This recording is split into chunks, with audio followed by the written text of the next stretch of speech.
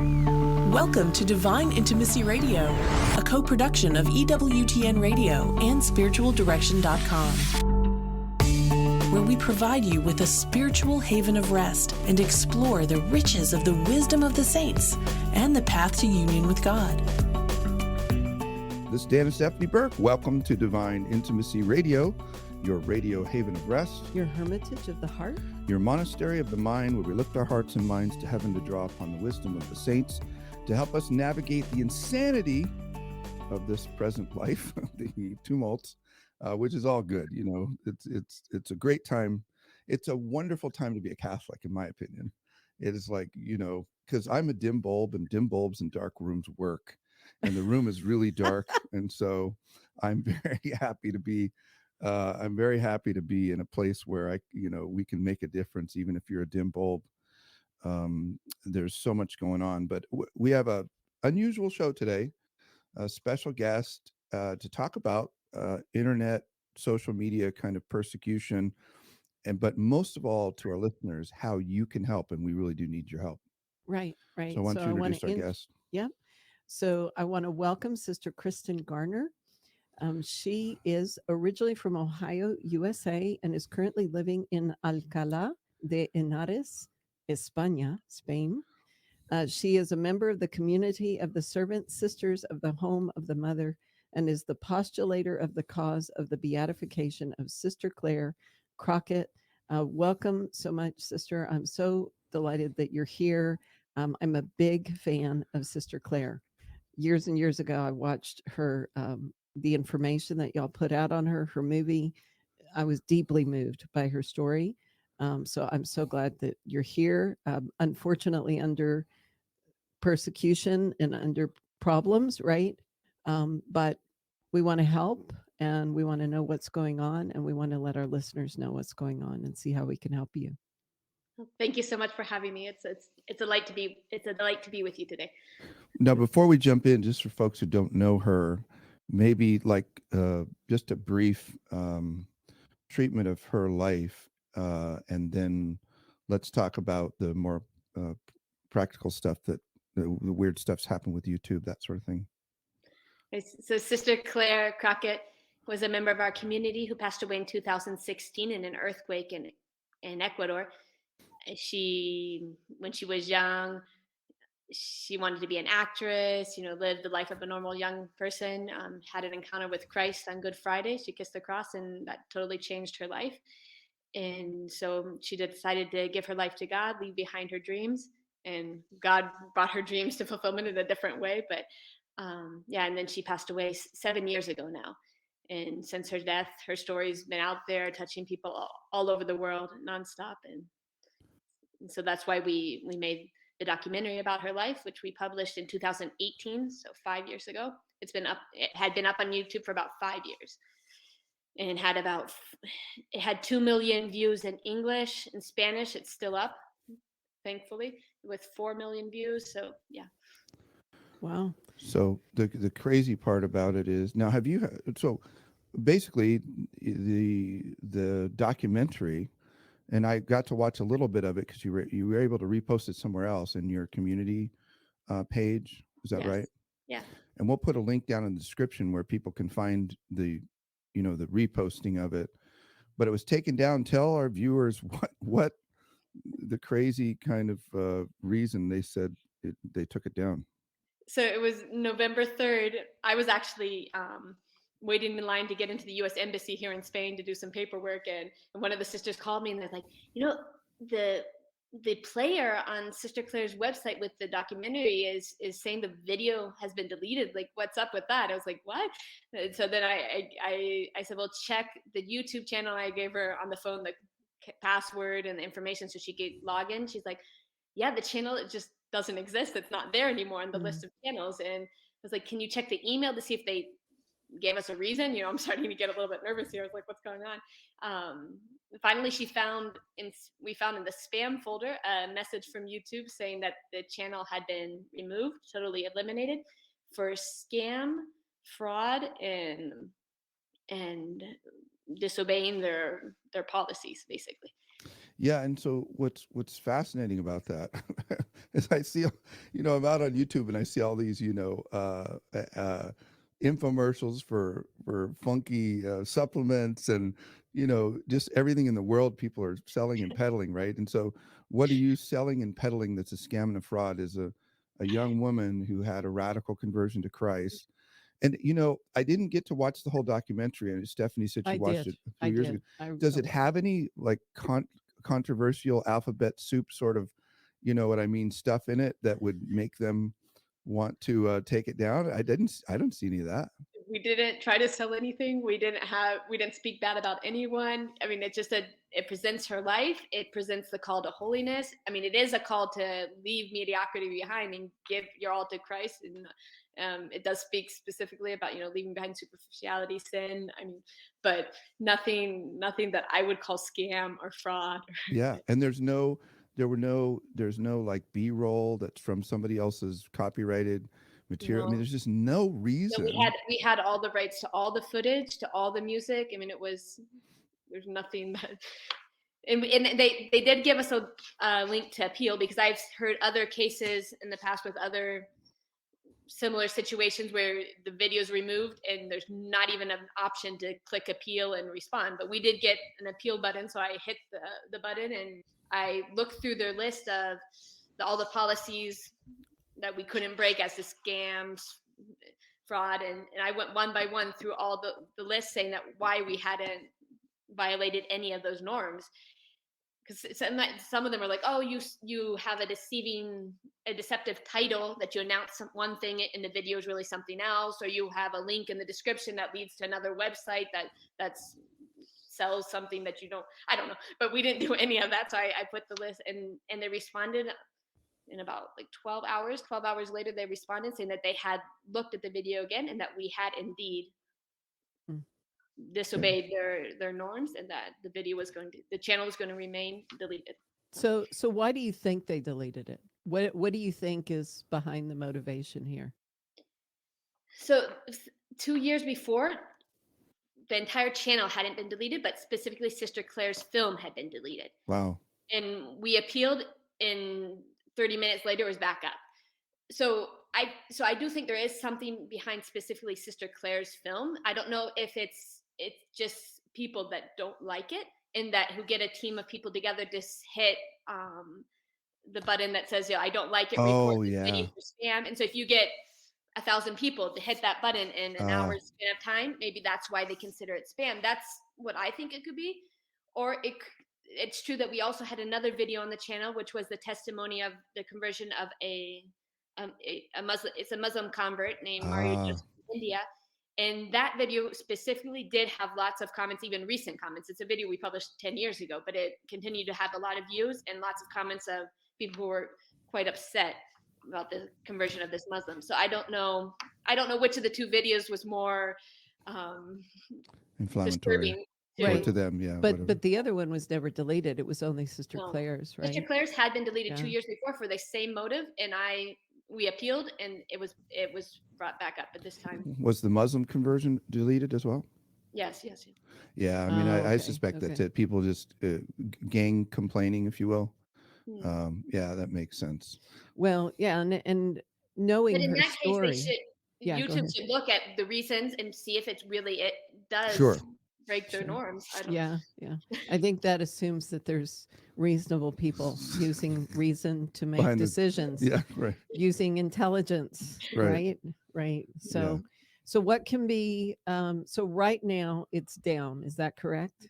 At Okay. least there, but we'll put a link in the description though. I got it from Robert Nugent, which is where I heard the Irish commentator, which I heard Sister first. It's up in their community website. So if you go to the link in this video, once it's published, then you'll see. What can we put that out on EWTN's Facebook page, Jordan? He put the link out there. So Great. if you're watching live streaming through EWTN's Facebook page, you can see the link in the comments to get to the documentary video now. Okay. Okay. Is there any way to recover the channel? Because I let all these people that know something about technology and the social media world make those decisions, but I don't I don't know how it works. Is this kind of just like, well, we just need to redirect people over here? Or is there anything that we can do to help get the channel up for you or what? We contacted several Catholic media people that we knew the same thing had happened to them. One was the EWTN in Poland a few years ago. The same thing happened to them, and they basically told us you just need to get the word out, because once about 100 news articles were published, the channel was returned. So we're hoping that the more we get the news out, the sooner they'll get it back to us. But yeah, so as soon as I heard about it, I sent it to our EWTN friends and EWTN News, and Sister said she saw a piece from CNA, Catholic News Agency, great. go up. So that's really that's one that's way. the way that's the way we can help. Yeah, and then I think the other way is for any of our listeners to share this on their social media. This particular, get the word out, go to your site, share the story of Sister Claire, because we want, like one of the questions I have is why is it matter for this video about her life to in terms of her cause? Why is it so important that this video get out and as many people as possible see it and know about Sister Claire? So now, for Sister Claire's cause, a study is being done to see if there's fame of holiness. And we've already received the Neil Opstedt from Rome. The diocese here in Spain is studying her fame of holiness. So the more the word gets out and the more people share how they've been touched about Sister Claire, the more fame of holiness there is, and her cause goes forward.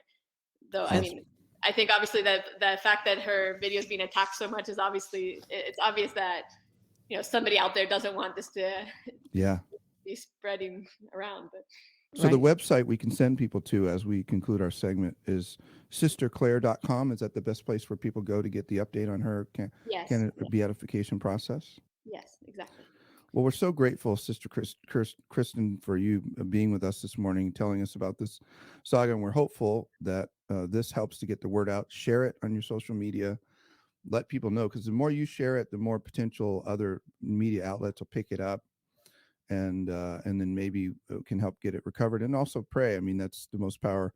That's the most important thing we can do is ask the Lord to help with this process. But I suspect in the end, this is all going to work out to a greater positive end for the beatification process. We're really grateful for the joy and the witness of Sister Claire, and for all your great work that you're doing to bring the Lord to the people of the world through your efforts in your community. Servant Sisters of the Home of the Mother, sisterclaire.com. Thank you, Sister Kristen, for being with us today.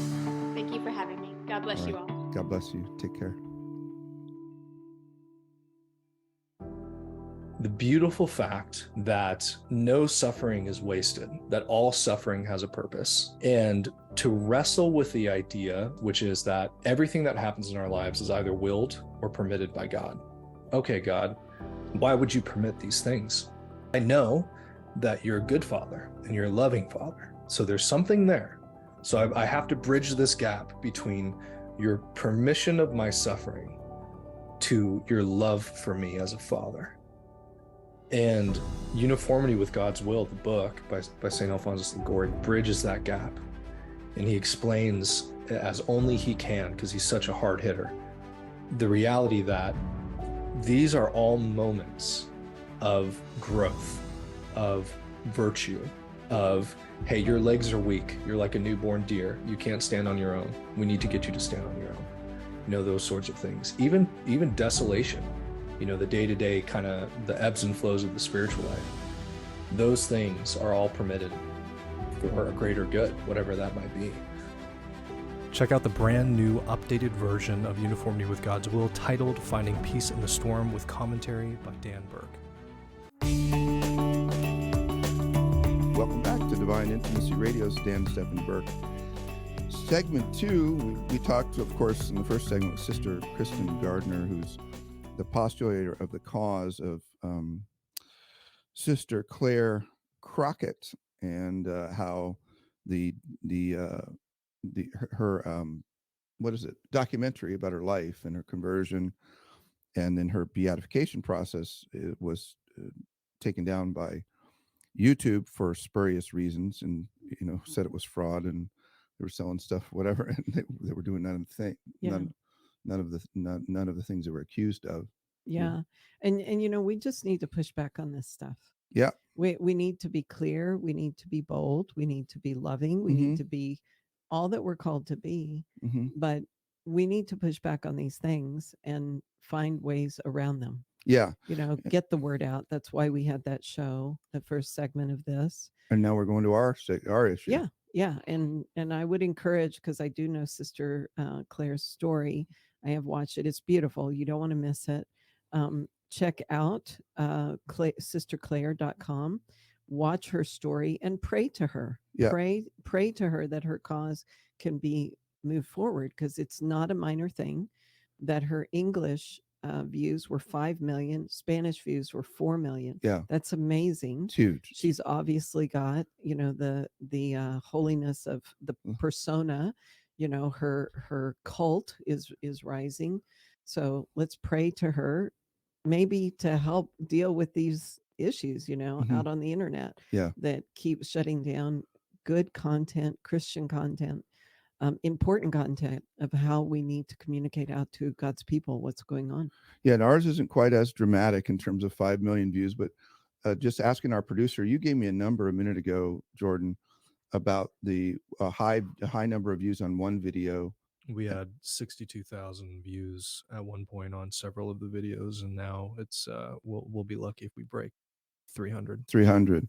And what's fascinating is we don't, just like the sisters, we don't deal with a lot of controversial political issues. What we deal with the Catholic mystical tradition. So, my instinct is it's just, the work of the enemy, but we do need your help. So our main YouTube page is spiritualdirection.com YouTube page, and that's got all of these shows on it. And we've been posting there for years, thousands of hours of great content. What we've decided to do to try to reboot the effort and figure out ways around this challenge, and wanted to invite you to help us out, is start a new page. We're not getting rid of the old one. We're going to keep posting there, but a new one called Dan Burke, The Way of Contemplation. And it's going to be content that I'm producing, asking and answering questions on the interior life. And some of that will also include my beloved spouse and co-host as well, and other folks like Father John Bartunik, Dr. Anthony Lillis, a lot of good new content. But what I'd be grateful for you to do is help us get the word out to try to break this barrier and get to where our views and distribution are back up. And we're also looking at other, channels and means to get the word out as well. But head out and do that search at Dan Burke, The Way of Contemplation. And when you go out there, the way you can help is subscribe, which tells YouTube you're interested in it, and then comment, which affects the algorithms. Jordan, do you want to explain?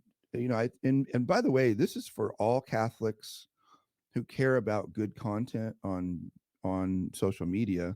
How is it that these companies determine that your content is interesting and automatically rise it up to the top in searches and that sort of thing, so that good Catholics know, here's what I can do to help, like the Sister Claire situation or our situation? Basically, it's not enough just to watch a video. If you subscribe, that helps the algorithm. Liking the video, sharing the video, that's huge. Commenting on the video, basically interacting, and every interaction tells these different platforms that this is content that I want to see. And it allows the algorithm, which is generally unmanned, it's Automatic. it's pretty automatic. You have to help the algorithm recognize that this is content that I want to see and that others want to see. Otherwise, you can subscribe, and if you don't interact, you may not see anything. So how little or a lot do people need to interact? Can they just put, yeah, I agree, or great, or anything helps? Any comment like that, a thumbs up or Yeah. sharing, that sort of thing. Head out to Dan Burke, The Way of Contemplation, spiritualdirection.com as well, that YouTube page, and you're going to find all kinds of great stuff. I had just to switch over to a Q&A thing that we can post for people. I had a question that was asked to me here at the retreat house recently that we can address, and that we'll post this up on one or both of the places. But somebody asked me, how important is it that we know where we're at in the spiritual life, like in the purgative, illuminative, and unitive ways? Is it important at all? And what does let's say Teresa of Avila, John of the Cross, teach about those phases? Why did they spend time delineated, including Thomas Aquinas and St. Catherine of Siena and St. Francis de Sales? Why did they spend time delineating phases of spiritual growth? It seems like it'd be pretty important. Well, I think the first thing that comes to mind is an understanding that the spiritual life is not a straight line trajectory. Mm-hmm. I was just discussing this with the directee the other day, because they were concerned where they would, kind of make a surge forward, doing really well, and then they'd fall back, and it was kind of this they felt like a tug of war of like, why did this happen to me? I thought I was doing better. I thought I was past these kind of things. And we were working through that. And so what I did is I described it as, rather than a linear line from the purgative to the unitive, it's a little bit like if you throw spaghetti on the wall, and it's a little bit of up and down and up and down and back and forth. Mm-hmm. But what you want to know is the overall trajectory. Are you continuing to move forward?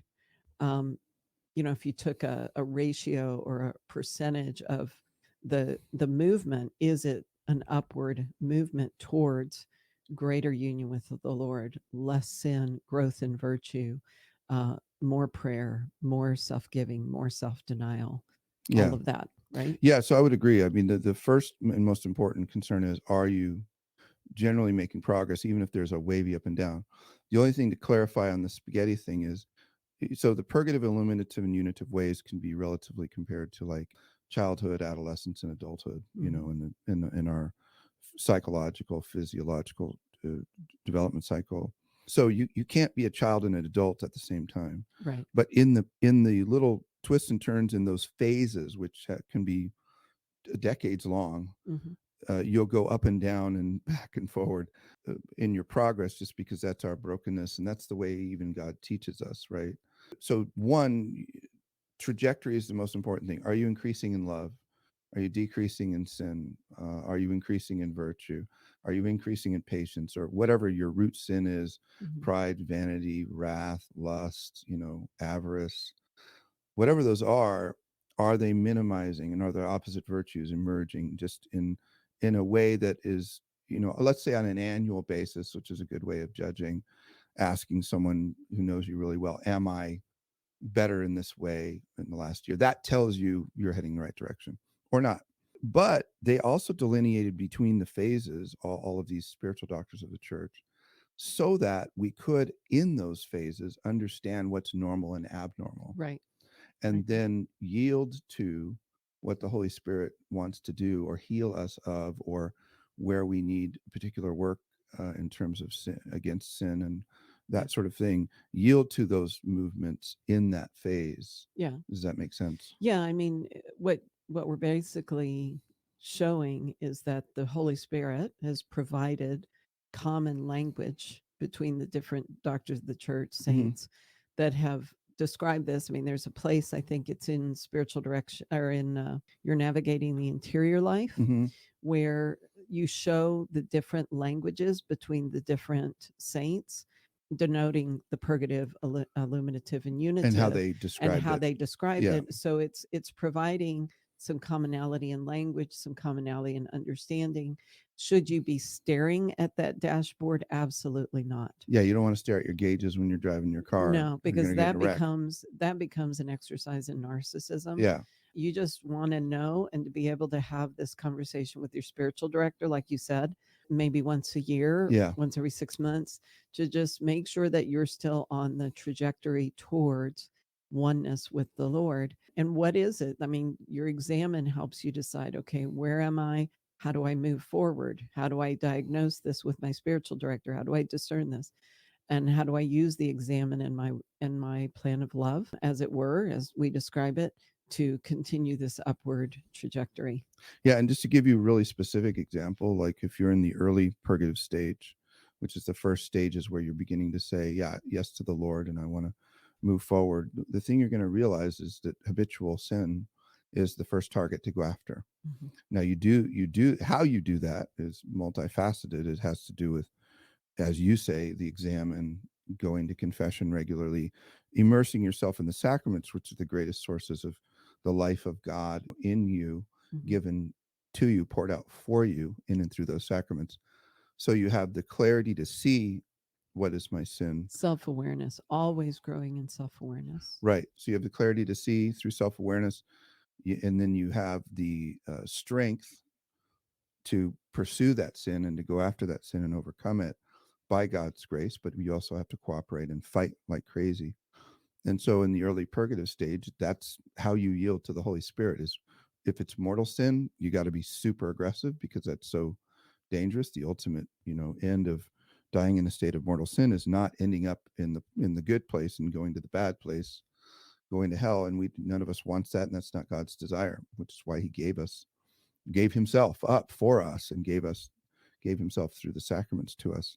If you want to get a good treatment of that, like the first treatment I did was in Navigating the Interior Life, as you mentioned, which also has a quiz, if you will, or a self-assessment, a better way, it's not a quiz, of finding your root sin and making you more aware of which to tackle first. Right. But then also in Devil in the Castle, which is my most recent book, where I updated the purgative, illuminative, and unitive ways. And of course, you can find courses like about this. And at the Avila Institute, I teach Foundations of Prayer and Union with God, where I go into it in depth at avila-institute.org. So really, all the work that we do teaches about this in some form or fashion, including our marriage retreats. Yes, everything. Exactly. Everything we've incorporated this because it's such a powerful perspective. Well, it's life-changing. Yeah. Well, with that, we're all out of time. Until next time, may the God of peace make you perfect in holiness. May he preserve you whole and entire, spirit, soul, and body, irreproachable at the coming of our Lord, Jesus Christ. Learn more about the interior life. Visit spiritualdirection.com. Divine Intimacy Radio is a co-production of EWTN Radio and spiritualdirection.com and heard worldwide on the EWTN Global Catholic Radio Network.